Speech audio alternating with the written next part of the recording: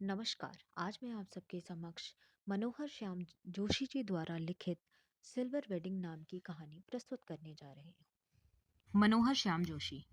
जब section officer वाईडी Yashodhar Pant ने आखिरी फाइल का लाल फीता बांधकर निगाह मेज से उठाई, तब दफ्तर की पुरानी दीवार घड़ी 5:25 बजा रही थी।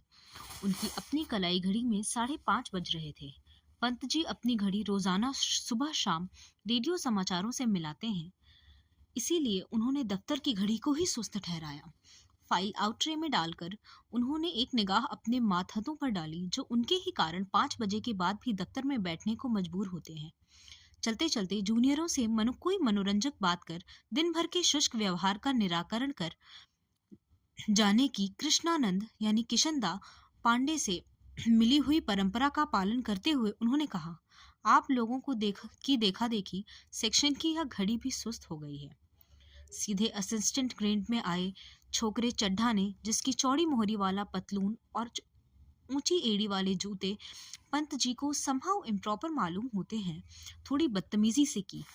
एज यूजुअल बोला, बड़े बाऊ, आपकी अपने चुनीदानी का क्या हाल है? वक्त सही देती है? पंत जी ने चड्ढा की धृष्टता को अनदेखा किया, कहा, मिनट टू मिनट करेक्ट चलती है। चड्ढा ने कुछ और धृष्ट होकर पंत जी की कलाई थाम ली। इस तरह की धृष्टता का प्रकट विरोध करना यशोधर बाबू ने छोड़ दिया है। मन ही मन वह उस जमाने को याद जरूर करते हैं जब दफ्तर में वह किशनदा को भाई नहीं साहब कहते और समझते थे। घड़ी की ओर देखकर वह बोला, बाबा आदम के जमाने की है बड़े बाऊ, यह तो बाबा आदम के जमाने की है बड़े बाऊ, यह तो अब तो डिजिटल ले लो, एक जापानी सस्ती मिल जाती है। यह घड़ी मुझे शादी में मिली थी। हम पुरानी चाल की, हमारी घड़ी पुरानी चाल की। अरे यही बहुत ठीक है कि अब तक राइट टाइम चल रही है। क्यों, कैसी रही? इस तरह का नहले पर दहला जवाब देते हुए एक हाथ आगे बढ़ा देने की परंपरा थी। रेमजे स्कूल अल्मोड़ा में, जहां से कभी यशोधर बाबू ने मैट्रिक की पास की परीक्षा पास की थी। इस तरह के आगे बढ़े हुए हाथ पर सुनने वाला बतौर दाद अपना हाथ मारा करता था और वक्ता श्रोता दोनों ठठाकर हाथ मिलाया करते थे। ऐसी ही परंपरा किशनदा के क्वार्टर में भी थी, जहां रोजी रोटी की तलाश में आए यशोधर पंत नामक एक मैट्रिक पास बालक को शरण मिली थी। कभी किशनदा कुंवारे थे और पहाड़ से आए हुए कितने ही लड़के ठीक ठिकाना होने से पहले उनके यहाँ रह जाते थे। मेस जैसी थी, मिलकर लाओ, पकाओ और खाओ। यशोधर बाबू जिस समय दिल्ली आए थे, उनकी उम्र सरकारी नौकरी के लिए कम थी। कोशिश करने पर भी बॉय सर्विस में वह नहीं लगाए जा सके। तब किशनदा ने उन्हें मेस का रसोइया बनाकर रख लिया। यही नहीं, उन्होंने यशोधर को 50 रुपए उधार भी दिए कि वह अपने लिए कपड़े बनवा सके और गांव पैसा भेज सके। बाद में इन्हीं किशनदा ने अपने ही नीचे नौकरी दिलवाई और दफ्तरी जीवन में मार्गदर्शन किया।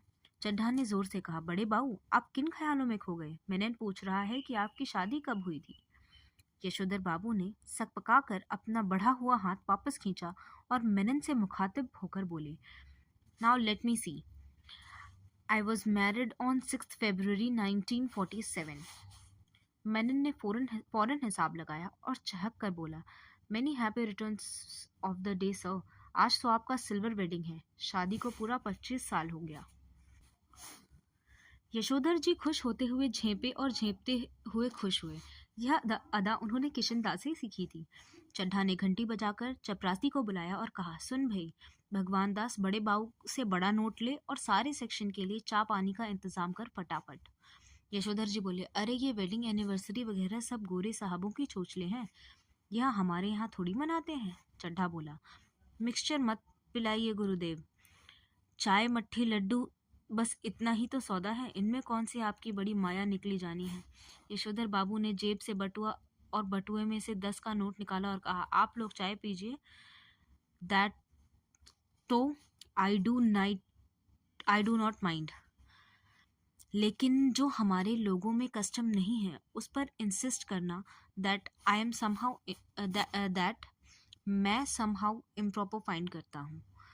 चड्ढा ने 10 का नोट चपरासी को दिया और पुनः बड़े बाऊ के आगे हाथ फैला दिया। और एक नोट से सेक्शन का क्या बनता है? रुपए 30 हों तो चुग्गे भर का जुगाड़ करा सकें। सारा सेक्शन जानता है कि यशोधर बाबू अपने बटुओं में से 100-150 रुपया हमेशा रखते हैं, भले ही उनकी दैनिक खर्च नगण्य है। और तो और, बस टिकट का खर्च भी नहीं। कोल मार्केट से सेक्रेटेरिएट तक पहले साइकिल में आते जाते थे, इधर पैदल आने जाने लगे हैं क्योंकि उनके बच्चे आधुनिक युवा हो चले हैं और उन्हें पिता का साइकिल सवार होना सख्त नागवार गुजरता है। बच्चों के अनुसार साइकिल तो चपरासी चलाते हैं। बच्चे चाहते हैं कि पिताजी स्कूटर ले लें, लेकिन पिताजी को समहाउ स्कूटर निहायत बेहुदा सवारी मालूम होती है और कार जब अफोर्ड नहीं की जा सकती तो उसकी बात सोचना ही क्यों। चड्ढा के जोर देने पर बड़े बाऊ ने 10-10 के 2 नोट दे दिए, लेकिन सारे सेक्शन के इसरार करने पर वह अपनी सिल्वर वेडिंग की इस दावत के लिए रुके नहीं। मातहत लोगों से चलते चलाते थोड़ा हंसी मजाक कर लेना किशनदा की परंपरा में है। उन्होंने साथ बैठकर चाय पानी और गपाष्टक में वक्त बर्बाद करना उनके साथ बैठकर चाय पानी और गपाष्टक में वक्त बर्बाद करना उस परंपरा के विरुद्ध है। इधर यशोधर बाबू ने दफ्तर से लौटते हुए रोज बिड़ला मंदिर जाने और उसके उद्यान में बैठकर कोई प्रवचन सुनने अथवा स्वयं ही प्रभु का ध्यान लगाने की नई रीत अपनाई है। यह बात उनके पत्नी बच्चों को बहुत अखरती है। बब्बा, आप कोई बूढ़े थोड़ी हैं जो रोज रोज मंदिर जाएं, इतने ज्यादा व्रत करें, ऐसा कहते हैं वे। यशोधर बाबू इस आलोचना को अनसुना कर देते हैं। सिद्धांत के धनी हैं, किशनदा के अनुसार यही निशानी है। बिरला मंदिर से उठकर यशोधर बाबू पहाड़गंज जाते हैं और घर के लिए साग सब्जी खरीद लाते हैं। किसी से मिलना मिलाना हो तो वह भी इसी समय कर लेते हैं। तो भले ही दफ्तर 5 बजे छूटता हो, वह घर 8 बजे से पहले नहीं पहुंचते। आज बिरला मंदिर जाते हुए यशोधर बाबू की निगाह उस अहाते पर पड़ी जिसमें कभी किशनदा का 3 बेडरूम वाला क्वार्टर हुआ करता था और जिस पर इन दिनों एक 6 मंजिला इमारत बनी जा रही है। इधर से गुजरते हुए कभी के DIZ एरिया की बदलती शक्ल देखकर यशोधर बाबू को बुरा सा लगता है। ये लोग सारा गोल मार्केट क्षेत्र तोड़कर यहाँ 1 मंजिला क्वार्टरों की जगह ऊंची इमारतें बना रहे हैं। यशोधर बाबू को पता नहीं कि वे लोग ठीक कर रहे हैं कि गलत कर रहे हैं। उन्हें यह जरूर पता है कि उनकी यादों के गोल मार्केट के ढाहे जाने का गम मनाने के लिए उनका इस क्षेत्र में डटे रहना निहायत जरूरी है। उन्हें एंड्रयूजगंज, लक्ष्मीबाई नगर, पंडारा रोड आदि नई बस्तियां में पद की गरिमा के अनुरूप D2 टाइप क्वार्टर मिलने की अच्छी खबर कई बार आई है, मगर हर बार उन्होंने गोल मार्केट छोड़ने से इनकार कर दिया है। जब उनका क्वार्टर टूटने का नंबर आया तब भी उन्होंने इसी क्षेत्र की बनी बस्तियों में बचे हुए क्वार्टरों में एक अपने नाम अलॉट करा लिया। पत्नी के यह पूछने पर कि जब यह भी टूट जाएगा तब क्या करोगे, उन्होंने कहा तब की तब देखी जाएगी, कहा और उसी तरह मुस्कुराए जिस तरह किशनदाई यही फिक्रा कहकर मुस्कुराते थे। सच तो यह है कि पिछले कई वर्षों से यशोधर बाबू का अपनी पत्नी और बच्चों से हर छोटी बड़ी बात में मतभेद होने लगा है और इसी वजह से वह घर जल्दी लौटना पसंद नहीं करते।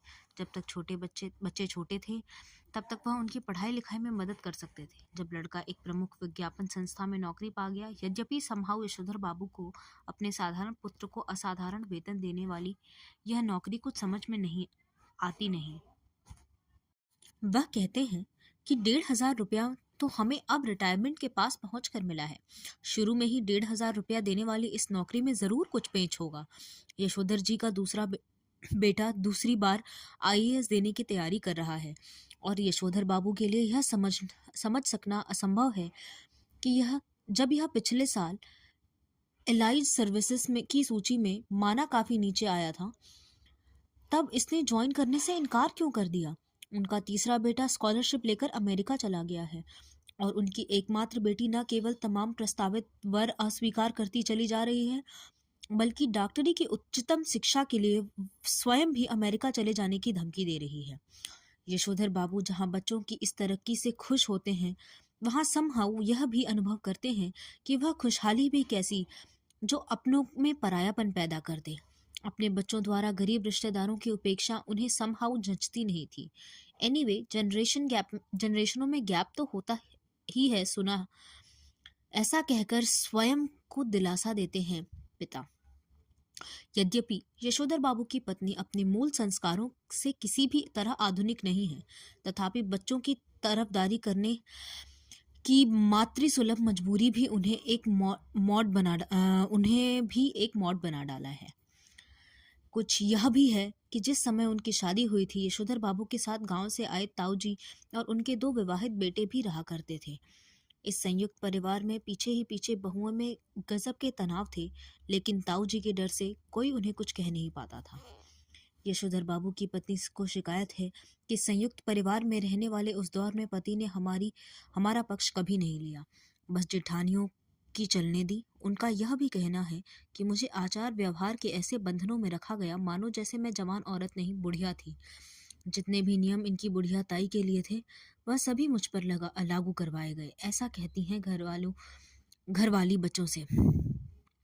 बच्चे उससे सहानुभूति व्यक्त करते हैं। फिर वह यशोधर जी से उन्मुख होकर कहती कि ये तुम्हारे बाबा आदम के ज़माने की बातें मेरे बच्चे नहीं मानते, तो इनमें उनका कोई कसूर नहीं। मैं भी इन बातों को उसी हद तक मानूंगी जिस हद तक सुभीता हो। अब मेरे कहने से वह सब ढोंग ढकोसला हो नहीं सकता, साफ बात। धर्म, कर्म, कुल, परंपरा सबको ढोंग ढकोसला कहकर घर वाली आधुनिकाओं सा आचरण करती है, तो यशोधर बाबू शानियल बुढ़िया चटाई का लहंगा या या बूढ़ी मुंह मुहासे लोग करे तमाशे कहकर उसके विद्रोह को मजाक में उड़ा देना चाहते हैं, अनदेखा कर देना चाहते हैं, लेकिन यह स्वीकार करने को बाध्य भी हो जाते हैं कि तमाशा स्वयं उनका बन रहा है। जिस जगह किशनदा का क्वार्टर था, उसके सामने खड़े होकर एक गहरा निश्वास छोड़ते हुए यशोधर जी ने अपने से पूछा कि क्या यह बेटर नहीं रहता कि किशनदा की तरह घर गृहस्थी का बवाल ही न पाला होता और लाइफ कम्युनिटी के लिए डेडिकेट कर दी होती। फिर उनका ध्यान इस ओर गया कि बालजती किशनदा का बुढ़ापा सुखी नहीं रहा। उसके तमाम साथियों ने हौज खास, ग्रीन पार्क, कैलाश कहीं ना कहीं ज़मीन ले ली, मकान बनवाया, लेकिन उसने कभी भी इस ओर ध्यान नहीं दिया। रिटायर होने के 6 महीने बाद जब उसे क्वार्टर खाली करना पड़ा, तब हद हो गई। उसके द्वारा उपकृत इतने सारे लोगों में से एक ने भी उन्हें अपने यहाँ रखने की पेशकश नहीं की। स्वयं यशोधर बाबू उसके सामने ऐसा कोई प्रस्ताव नहीं रख पाए, क्योंकि उस समय तक उनकी शादी हो चुकी थी और उनके 2 कमरों के क्वार्टर में 3 परिवार रहा करते थे। किशनदा कुछ साल राजेंद्र नगर में किराए का क्वार्टर लेकर रहा और फिर अपने गांव लौट गया, जहां साल भर बाद उसकी मृत्यु हो गई। ज्यादा पेंशन खा नहीं सका बेचारा। विचित्र बात यह है कि उससे कोई बीमारी भी नहीं हुई, बस रिटायर होने के बाद मुरझाता सूखता ही चला गया। जब उसके एक बिरादर से मृत्यु का कारण पूछा गया, तो उसने यशोधर बाबू को यही जवाब दिया, जो हुआ होगा, यानी पता नहीं क्या हुआ होगा। जिन लोगों के बाल बच्चे नहीं होते, घर परिवार नहीं होता, उनके रिटायर होने के बाद जो हुआ होगा से भी मौत हो जाती है। यह जानते हैं यशोधर जी, बच्चों का होना भी ज़रूरी है।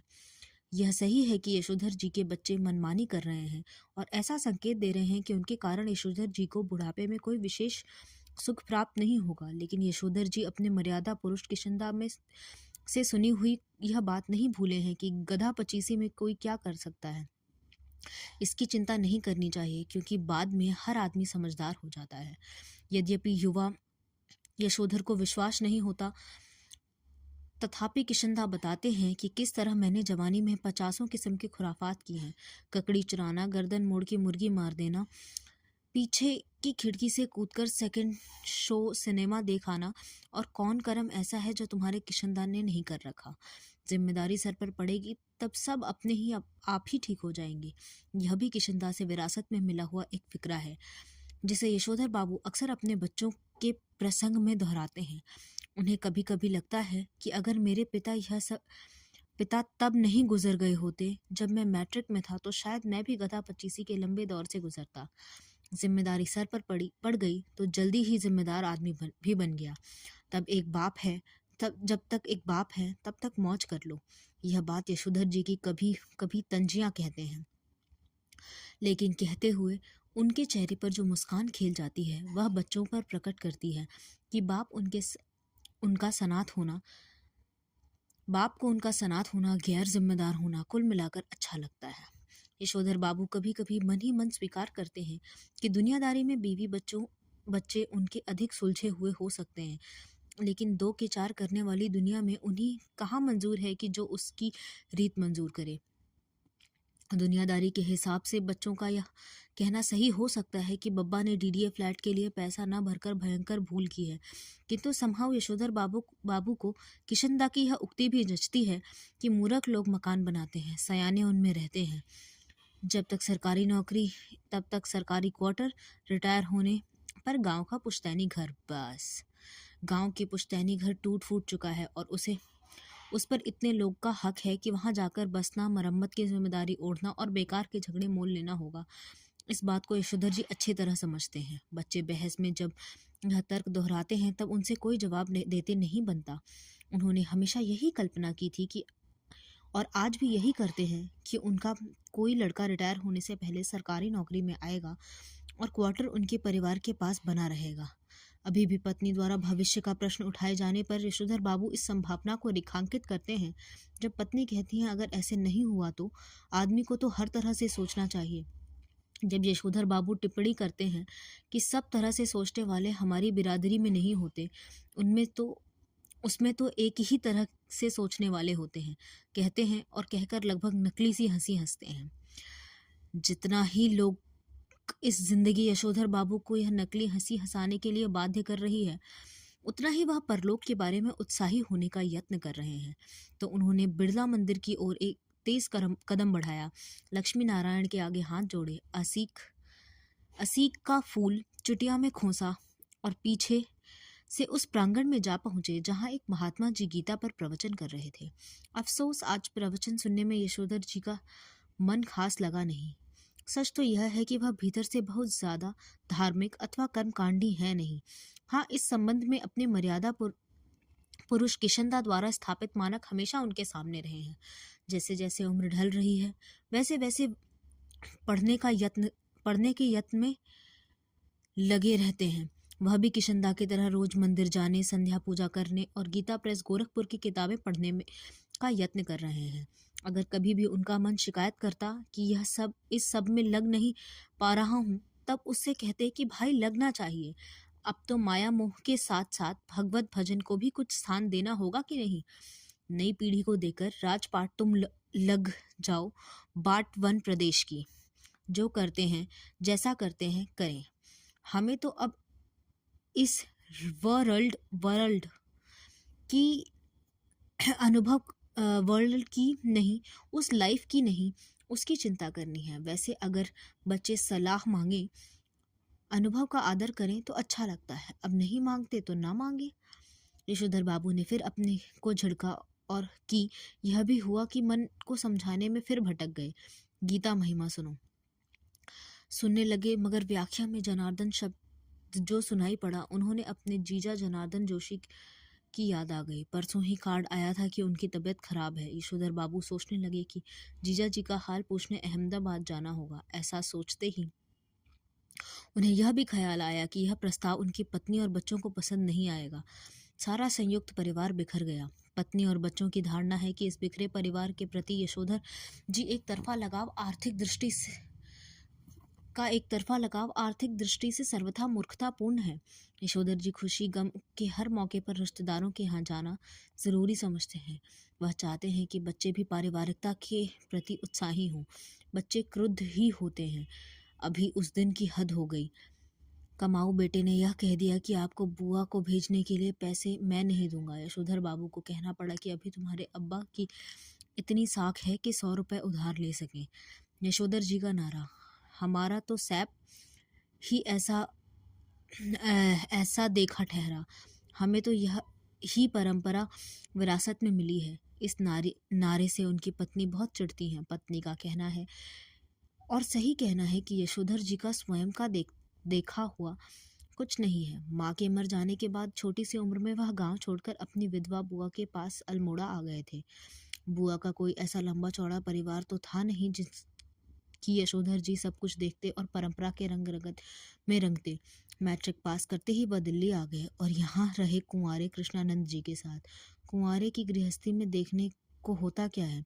पत्नी आग्रह पूर्वक कहती है कि वह कुछ नहीं, तुम अपने उन किशनदा के मुंह से सुनी सुनाई बातों को अपने आंखों देखी यादें बना डालते हो। किशनता को जो भी मालूम था वह उनका पुराने गंवई लोगों से सीखा हुआ ठहरा। दिल्ली में आकर उन्होंने घर परिवार तो बसाया नहीं, न जान पाते कि कौन से रिवाज निभ सकते हैं, कौन से नहीं। पत्नी का कहना है कि किशनता तो थे ही जन्म के बूढ़े, तुम्हें क्या सुर लगा जो उन्हें बुढ़ापा खुद ओढ़ने लगे हो। तुम शुरू में तो ऐसे नहीं थे, शादी के बाद मैंने तुम्हें देखा जो क्या नहीं रखा है। हफ्ते में 2-2 सिनेमा देखते थे, गजल गाते थे, गजल हुई और सहगल के गाने। यशोधर बाबू स्वीकार करते हैं कि उनमें कुछ परिवर्तन हुआ है, लेकिन वह समझते हैं कि उम्र के साथ साथ बुजुर्गियत आना ठीक ही है। पत्नी से वह कहते हैं कि जिस तरह तुमने बुढ़िया काल यहाँ बगैर बाह का ब्लाउज पहनना, यह रसोई से बाहर दाल भात खा लेना, यह ऊंची हील वाली सैंडल पहनना और ऐसे ही 50 काम अपनी बेटी की सलाह पर शुरू कर दिए हैं, वह मुझे समहाउ इम्प्रॉपर ही मालूम होते हैं। एनीवे, मैं तुम्हें ऐसा करने से रोक नहीं रहा हूँ। देयरफॉर तुम लोगों को भी मेरे जीने के ढंग से कोई ऐतराज नहीं होना चाहिए। यशोधर बाबू को धार्मिक प्रवचन सुनते हुए भी अपना पारिवारिक चिंतन में ध्यान में डूबा रहना अच्छा नहीं लगा। सुबह शाम संध्या करने के बाद जब वह थोड़ा ध्यान लगाने की कोशिश करते हैं, तब भी मन किसी परम सत्ता में नहीं, इसी परिवार में लीन होता है। यशोधर जी चाहते हैं कि ध्यान लगाने की सही विधि सीखें, तथा साथ ही वह अपने से भी कहते हैं कि परहैप्स ऐसी चीज के लिए रिटायर होने के बाद का समय ही प्रॉपर ठहरा। वानप्रस्थ के लिए प्रेस्क्राइब ठहरी ये चीज़ें। वानप्रस्थ के लिए यशोधर बाबू का अपनी पुश्तैनी गांव जाने का इरादा है रिटायर होकर, far from the madding crowd, समझे। इस तरह की तमाम बातें यशोधर बाबू पैदाइशी बुजुर्गवार किशनदा के शब्दों में और उनके ही लहजे में कहा करते थे, और कहकर उनकी तरह ही झेपी सी लगभग नकली सी हंसी हंस देते थे। तब तक किशनदा दिल्ली में रहे यशोधर बाबू नित्य नियम से हर दूसरी शाम उनके दरबार में हाजिरी लगाने पहुंचते रहते थे। स्वयं किशनदा हर सुबह सैर से लौटते थे हुए अपने इस मानस पुत्र के क्वार्टर में झांकना और हेल्दी वेल्दी एंड वाइज बन रहा है न भाऊ ऐसा कहना कभी नहीं न भूलते। जब यशोधर बाबू दिल्ली आए थे तब उनकी सुबह थोड़ी देर से उठने की आदत थी। किशनदा ने उन्हें रोज सुबह झकझोर कर उठाना और साथ सैर में ले जाना शुरू किया, और यह मंत्र दिया कि early to bed early to rise makes a man healthy and wise. जब यशोधर बाबू अलग क्वार्टर में रहने लगे और अपनी गृहस्थी में डूब गए, तब भी किशनदा ने यह देखते रहना जरूरी समझा कि भाऊ यानी बच्चा सवेरे जल्दी उठता है कि नहीं। यशोधर बाबू को अच्छा लगता था कि उन्हें कोई भाऊ कहता है। हर सवेरे यह किशनदा से अनुरोध करते थे कि चाय पीकर जाएं। किशनदा कभी कभी इस अनुरोध की रक्षा करते थे। यशोधर बाबू ने किशनदा को घर और दफ्तर के विभिन्न रूपों में देखा है, लेकिन किशनदा की जो छवि उनके मन में बसी हुई है वह सुबह की सैर को निकले किशनदा की ही है। कुर्ते पजामे के ऊपर ऊनी गाउन पहने, सिर पर गोल विलायती टोपी और पाँव में देशी खड़ाऊ धारण किए हुए और हाथ में कुत्ते को भगाने के लिए एक छड़ी लिए हुए। जब तक किशनदा दिल्ली में रहे तब तक यशोधर बाबू ने उनके पट्ट शिष्य और उत्साही कार्यकर्ता की भूमिका पूरी निष्ठा से निभाई। किशनदा के चले जाने के बाद उन्होंने ही उनकी परंपराओं को जीवित रखने की कोशिश की, और इस कोशिश में पत्नी और बच्चों को नाराज किया। घर में होली गंवाना, जन्यों पुन्यों के दिन सब कुमाऊनियों को जनेऊ बदलने के लिए अपने घर पर आमंत्रण करना, रामलीला की तालीम के लिए क्वार्टर का एक कमरा दे देना, ये और ऐसे ही कई काम यशोधर बाबू ने किशनदा से विरासत में लिए थे। उनकी पत्नी और बच्चों को यह आयोजनों पर सख्त होने वाला खर्चा और इन आयोजनों में होने वाले शोर दोनों ही सख्त नापसंद थे। बदतर यही है कि आयोजनों के लिए समाज में भी कोई खास उत्साह नहीं रह गया है। यशोधर जी चाहते हैं कि उन्हें समाज का सम्मानित बुजुर्ग माना जाए, लेकिन जब भी समाज ही न हो तो उन्हें पद क्यों कर मिले। यशोधर जी कहते हैं बच्चा मेरा आदर करे और उसी तरह हर बात मुझसे सलाह ले जिस तरह मैं किशनदा से लिया करता था। यशोधर बाबू डेमोक्रेट बाबू हैं और हरगिज यह दुराग्रह नहीं करना चाहते कि बच्चे उनके कहे को पत्थर की लकीर समझें। लेकिन यह भी क्या हुआ कि न पूछा न ताजा, जिसके मन में जैसा आया करता रहा। ग्रांटेड तुम्हारी नॉलेज ज़्यादा होगी, लेकिन एक्सपीरियंस का कोई सब्स्टिट्यूट नहीं ठहरा बेटा। मानो ना मानो, झूठे मुंह से सही एक बार तो पूछ लिया करो कि ऐसा ऐसा कहते हैं यशोधर बाबू। और बच्चे यही उत्तर देते हैं, बब्बा आप तो हद करते हैं, जो बात आप जानते ही नहीं आपसे क्यों पूछूं। प्रवचन सुनने के बाद यशोधर बाबू सब्जी मंडी गए। यशोधर बाबू को अच्छा लगता कि अगर उनके बेटे बड़े होने पर अपनी तरफ से यह प्रस्ताव करते कि दूध लाना, राशन लाना, CGHS डिस्पेंसरी से दवा लाना, सदर बाजार जाकर दालें लाना, पहाड़गंज की सब्जी लाना, डिपो से कोयला लाना, ये सब काम आप छोड़ दें, आप हम कर लिया करेंगे। एक आध बार बेटों से खुद उन्होंने ही कहा। तब वे एक दूसरे को कहने लगे कि तू कर दिया कर, क्यों क्यों नहीं करता। इतना कोहराम मचा और लड़के ने एक दूसरे को इतना ज़्यादा बुरा भला कहा कि यशोधर बाबू ने इस विषय को उठाना भी बंद कर दिया। जब से बेटा विज्ञापन कंपनी में बड़ी नौकरी पर गया है, तब से बच्चों का इस प्रसंग में एक ही वक्तव्य है, बब्बा हमारी समझ नहीं आता कि इन कापों के लिए आप एक नौकर क्यों नहीं रख लेते, ईजा को भी आराम हो जाएगा। कमाओ बेटे, नमक छिड़कते हुए यह भी कहता है कि नौकरी की तनख्वाह भी मैं दे दूंगा।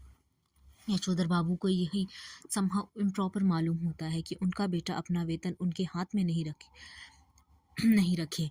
यह सही है कि वेतन स्वयं बेटे के अपने हाथ में नहीं आता, अकाउंट ट्रांसफर द्वारा बैंक में जाता है। लेकिन क्या बाप बेटा के साथ एक जॉइंट अकाउंट नहीं खोल सकता था? झूठे मुंह ही सही एक बार ऐसा कहता तो। जिस पर बेटे का अपने वेतन को अपना समझते हुए बार बार कहना कि यह काम मैं अपने पैसे से करने को कह रहा हूँ, आपसे ये नहीं कह रहा नहीं जो नुक्ताचीनी करे। इस क्रम में बेटे ने पिता को यह क्वार्टर तक अपना बना लिया है। अपना वेतन अपने ढंग से वह इस घर पर खर्च कर रहा है। कभी कारपेट बिछवा रहा है, कभी पर्दे लगवा रहा है, कभी सोफा आ रहा है, कभी डंडप वाला डबल बेड और सिंगार मेज, कभी टीवी, कभी फ्रिज। क्या हुआ यह? ऐसा भी नहीं कहता कि लीजिए पिताजी मैं आपके लिए टीवी ले आया। कहता यही है कि मेरा टीवी है समझे, इसको कोई छुआ ना करे। क्वार्टर ही उसका हो गया है। यह अच्छी रही। अब इनका एक नौकर भी रखो घर में। इनका नौकर होगा तो इनके लिए ही होगा, हमारे लिए तो क्या होगा, ऐसा समझते हैं यशोधर बाबू घरवाली को। समझाते हैं यशोधर बाबू घरवाली को। काम सब अपने हाथ से ठीक ही होते हैं। नौकरों को सौंपा तो कारोबार चौपट हुआ, कहते हैं यशोधर बाबू। पत्नी सुनती है मगर नहीं सुनती, पर सुनकर अब चिढ़ती भी नहीं। सब्जी का झोला लेकर यशोधर बाबू खुदी हुई सड़कों और टूटे हुए क्वार्टरों के मलबे से पटे हुए लानों को पार करके स्क्वायर के उस कोनों में पहुंचे जिनमें 3 क्वार्टर अभी भी साबुत खड़े हुए थे। उन तीन में से कुल एक को अब तक एक सिलसिला आबाद किए हुए बाहर बदरंग तख्ती में उनका नाम लिखा है, वीडी पंत। इस क्वार्टर के पास पहुंचकर आज वीडी पंत को पहले धोखा हुआ कि यह किस गलत जगह आ गए हैं। क्वार्टर के बाहर एक कार थी, कुछ स्कूटर, मोटरसाइकिल, बहुत से लोग विदा ले रहे थे। बाहर बरामदे में रंगीन कागज की झालरें और गुब्बारे लटके हुई थी और रंग बिरंगी रोशनियां जली हुई थी। फिर उन्हें अपना बड़ा बेटा भूषण पहचान में आया, जिससे कार में बैठा हुआ कोई साहब मिल रहा था और कह रहा था, give my warm regards to your father. Yashodhar Babu ठिठक गए। उन्होंने अपने से पूछा, क्यों आज मेरे क्वार्टर में यह क्या हो रहा है? उसका जवाब भी उन्होंने अपने को दिया, जो करते होंगे वह लौंडे मोंडे, इनकी माया यही जाने।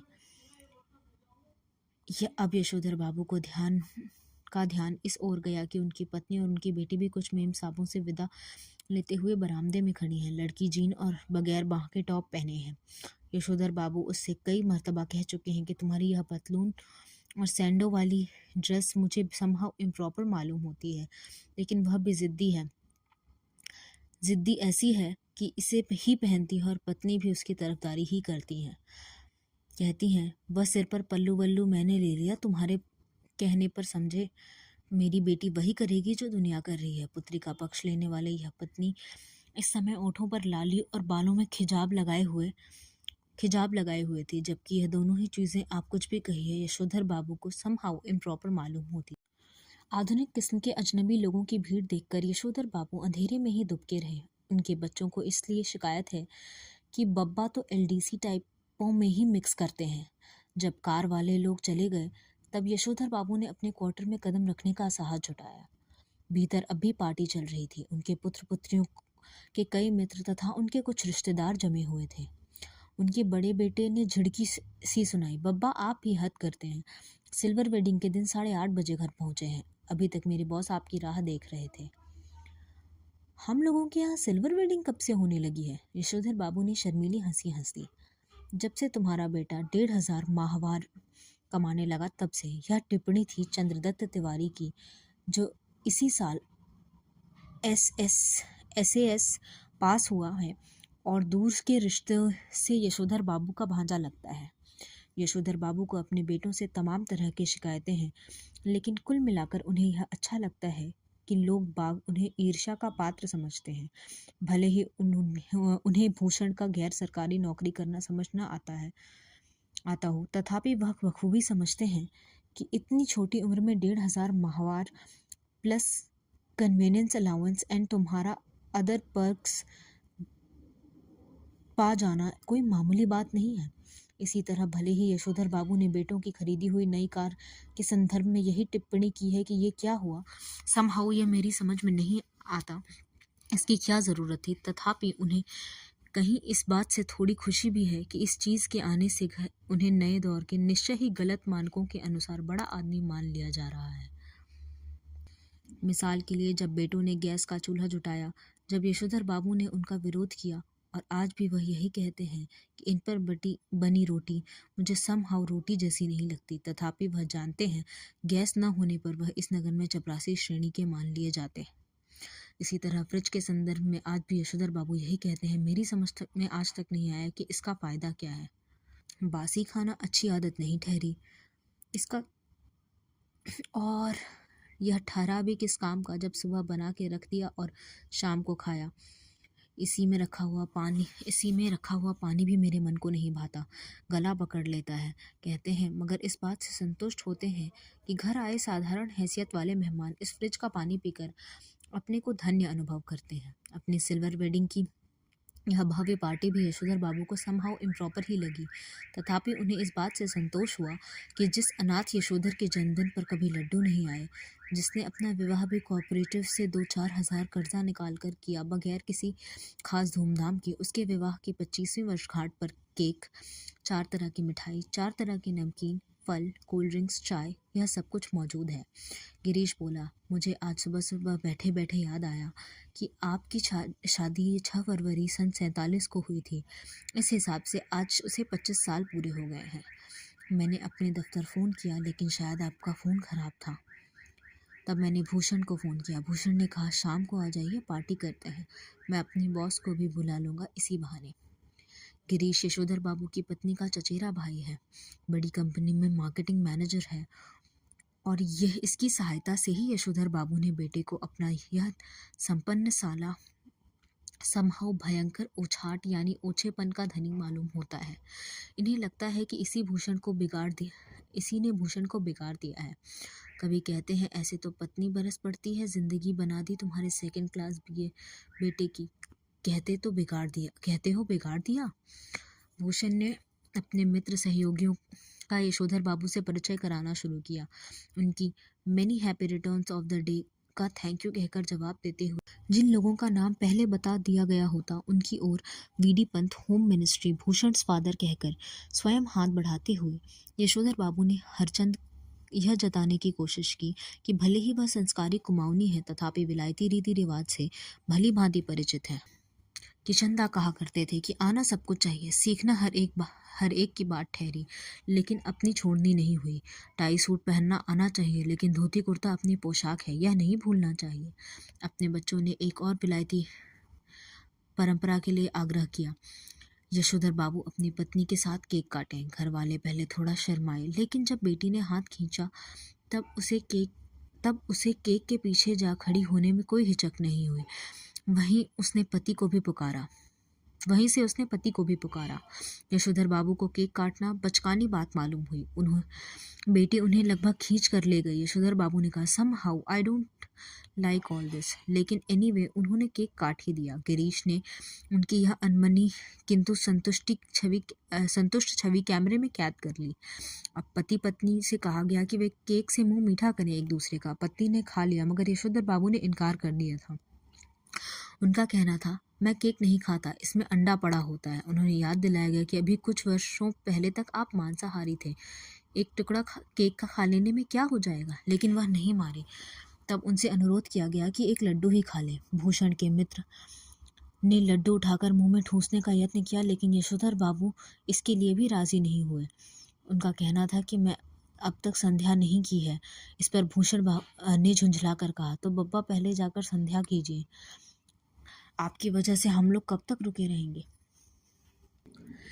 नहीं नहीं, आप सब लोग खाइए। यशोधर बाबू ने बच्चों के दोस्तों को कहा, please go ahead, no formality. Yashodhar बाबू ने आज पूजा पाठ में कुछ ज़्यादा ही देर लगाई, इतनी देर कि ज़्यादातर मेहमान कर चले जाएं। उनकी पत्नी उनके बच्चे बारी बारी से आकर झांकते रहे और कहते रहे, जल्दी कीजिए, मेहमान लोग जा रहे हैं। शाम की 15 मिनट की पूजा को लगभग 25 मिनट तक खींच लेने के बाद जब वह बैठक से मेहमानों की आवाज़ आती सुनाई देती, तब यशोधर बाबू पद्मासन साध कर ध्यान लगाने बैठ गए। वह चाहते थे कि उन्हें प्रकाश का एक नीला बिंदु दिखाई दे, मगर उन्हें किशनदा दिखाई दे रहे थे। यशोधर बाबू किशनदा से पूछ रहे थे, जो हुआ होगा से आप कैसे मर गए। किशनदा कह रहे थे कि भाऊ सभी इन जन इसी जो हुआ होगा से मरते हैं। गृहस्थ हों, ब्रह्मचारी हों, अमीर हों, गरीब हों, मरते जो हुआ होगा से ही हैं। हाँ, शुरू में और आखिर में सब अकेले ही होते हैं। अपना कोई नहीं ठहरा दुनिया में, बस अपना नियम अपना हुआ। यशोधर बाबू ने पजामा कुर्ते पर ऊनी ड्रेसिंग गाउन पहने, सिर पर गोल विलायती टोपी, पाँव में देशी खड़ाऊ और हाथ में डंडा धारण किए इस किशनदा से अकेलेपन के विषय में बहस करनी चाहिए। उनका विरोध करने के लिए नहीं, बल्कि कुछ बातों को और अच्छी तरह समझने के लिए। हर रविवार किशनदा शाम को ठीक 4 बजे यशोधर बाबू के घर आया करते थे। उनके लिए गर्मा गर्म चाय बनवाई जाती थी। उनका कहना था कि जिसे फूंक मार कर न पीना पड़े, वह चाय कैसी।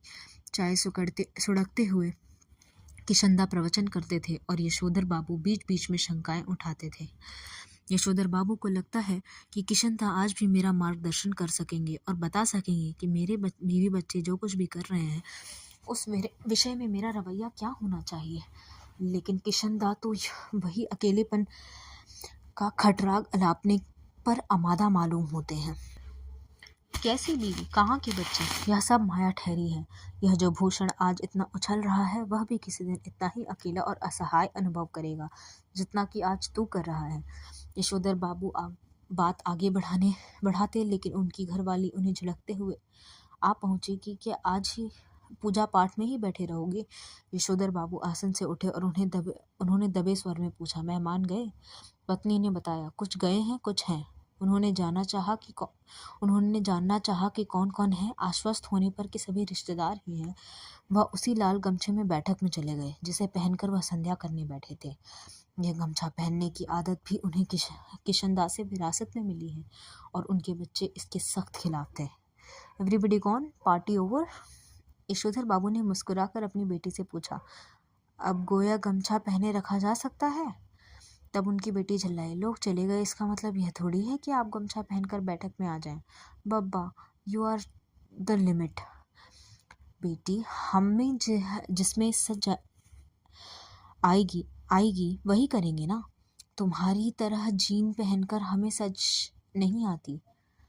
यशोधर बाबू की दृष्टि मेज पर रखे कुछ पैकेटों पर बोले, यह कौन भूले जा रहा है। भूषण बोला, यह आपके लिए प्रेजेंट्स है, खोलिए ना।